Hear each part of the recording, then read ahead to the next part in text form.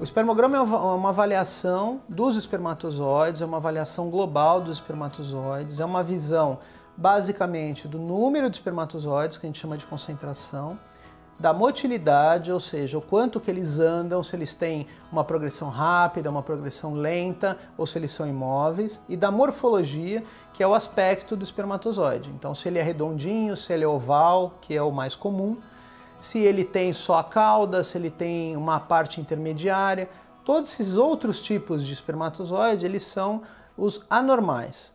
Tem um pesquisador, na verdade, um grande estudioso de espermograma que chama Kruger, e ele fez uma classificação internacional e por isso vai o nome dele, e ele estipulou que de 4% desses tipos de espermatozoides, ou acima disso, são considerados normais. Então, espermogramas que são de acordo com a Organização Mundial de Saúde precisam vir essa classificação de Kruger.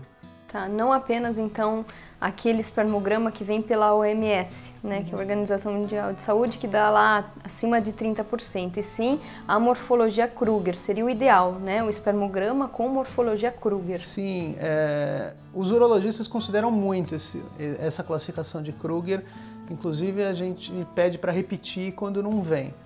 É como se fosse uma forma de confiança do médico naquele laboratório.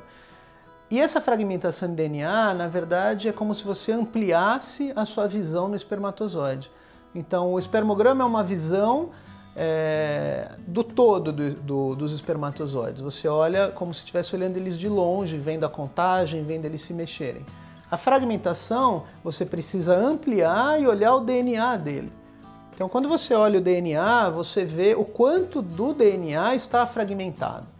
Então, pelas referências, uma fragmentação acima de 20% e 25%, dependendo do laboratório, mostra que esse casal vai ter uma maior dificuldade, tanto em engravidar, como quando engravida, de ter abortos de repetição. Só para o pessoal de casa entender, o que seria essa fragmentação de DNA? O material genético do homem está na cabeça do espermatozoide. Se esse material genético é muito fragmentado, fica muito fragmentado, dificulta a entrada do espermatozoide no óvulo, dificultando então a fertilização, a entrada, e depois realmente dá um aumento do risco de aborto. Sim. É isso, né, Danilo? É exatamente isso. A fragmentação de DNA eu uso como uma arma a mais, fundamental nos pacientes que vêm com espermograma normal, ou seja, eram pacientes que iam ser considerados como normais, sem problemas, só que nitidamente ele tem algo lá para se fazer. Então é um paciente que tem uma varicocele grave, é um paciente que tem uma obesidade importante, não consegue engravidar e o espermograma é normal. O que eu faço nesse paciente? Eu melhoro o espermograma dele, vendo a fragmentação. Então, só para o pessoal entender melhor, se você tem um espermograma alterado com infertilidade, é óbvio para todo mundo que algo está errado e algo precisa ser feito. O problema é quando você tem vários fatores de infertilidade, então o paciente fuma, ele é obeso e ele tem varicocele e o espermograma é normal. Você precisa convencer esse paciente que ele tem algum problema e que esses fatores têm que ser corrigidos. E a fragmentação de DNA, muitas vezes, ela comprova isso. Eu já vi pacientes com espermograma normal, com 75% de fragmentação, o que pelos estudos mostram que a chance dele de engravidar é 2%, algo assim.